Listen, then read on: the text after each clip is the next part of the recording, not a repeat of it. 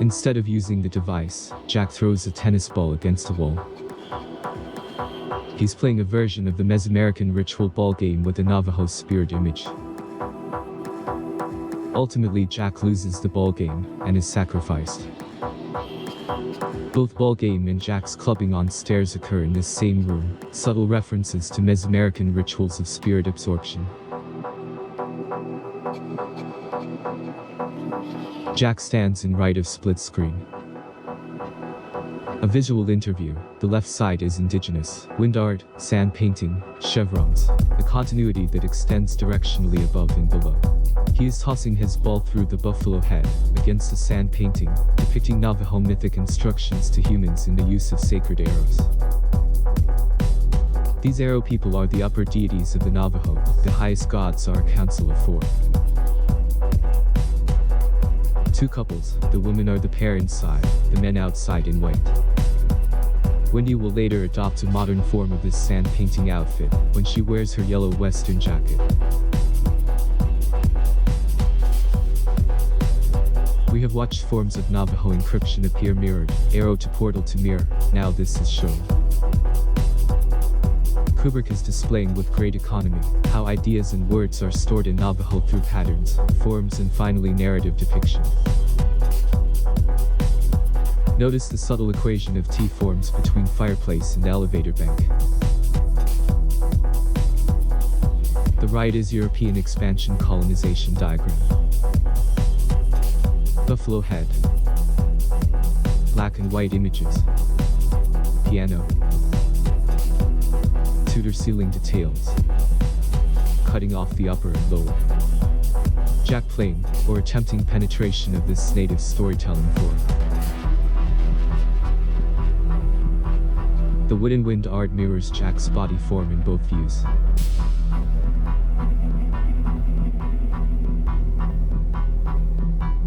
The dissolve is tortuously perfect, matching planes of the interior floor and the exterior lawn.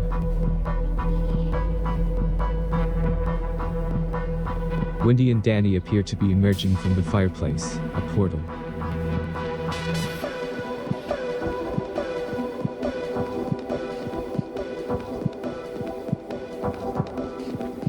They approach the maze in reverse mirror to its introduction.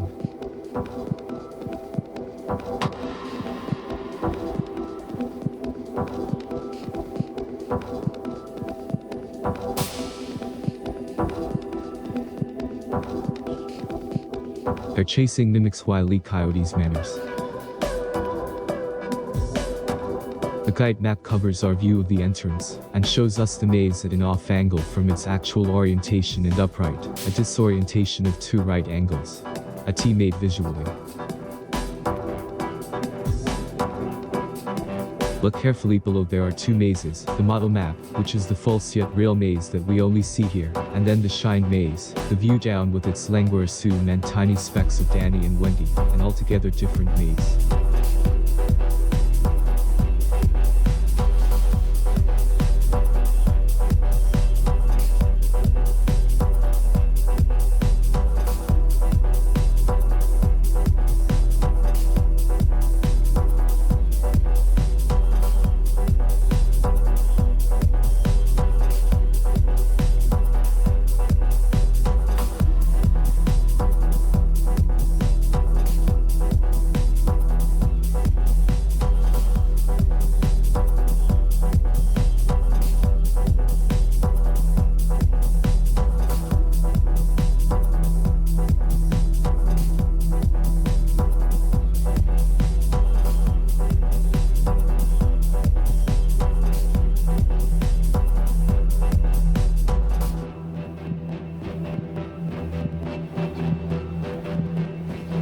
It sure is bigger than I thought it was.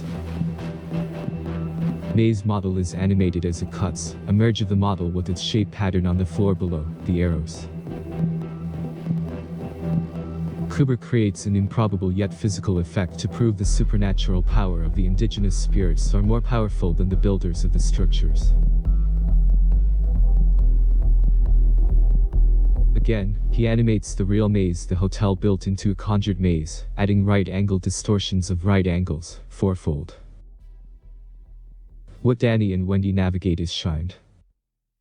What Jack sees is the unshined maze.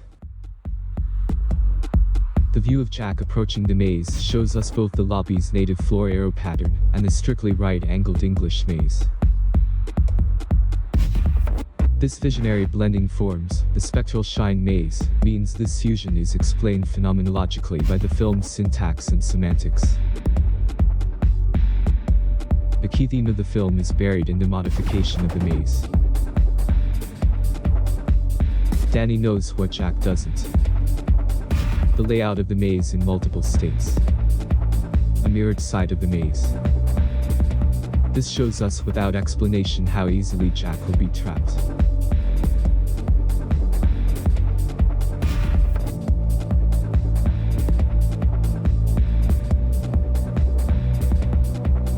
The dissolve below between a paired Wendy and Danny and a singular Jack reinforces this potential, drawing Jack towards his future.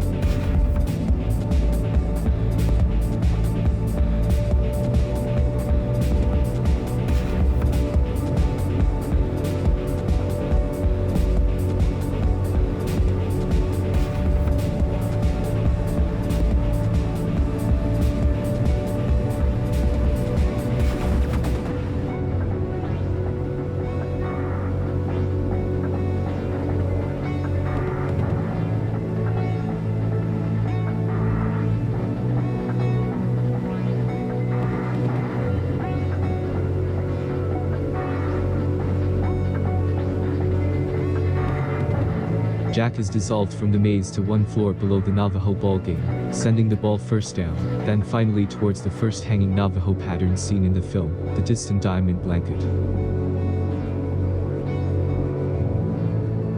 Later he will appear framed inside it just before he enters the party. His throw is exact, he hits it squarely and then loses the ball. Ahead of him is a splitting time tableau. At the spot on the floor where Halloran will die sits Danny's tricycle, and to his left is a toy mirror to Halloran's body.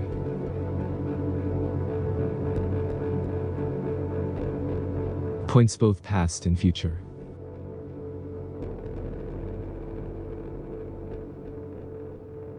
Notice the reverse shadow diamond shapes he stands above, a right-angle mirror to the blanket. Jack is self-confined to a limited number of rooms for the duration of the film, and never leaves the interior, except to hunt Danny at film's end.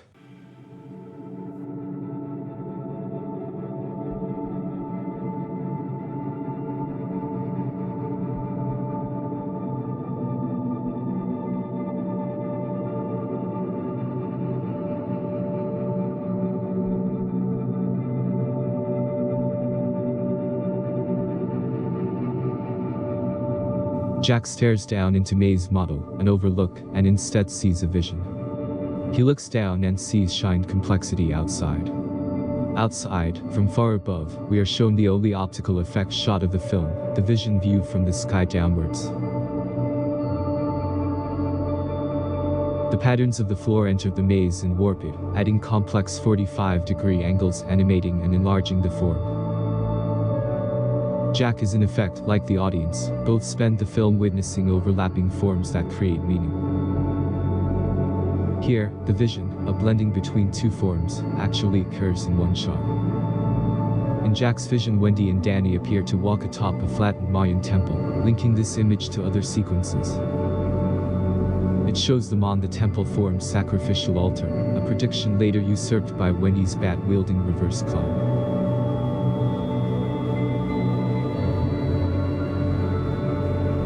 Like the disorienting guide map that covers the entrance and shifts the maze's entrance from in front of us to the right of the screen, we see an overlook now, further distorting our awareness of the entrance and the source of our perception.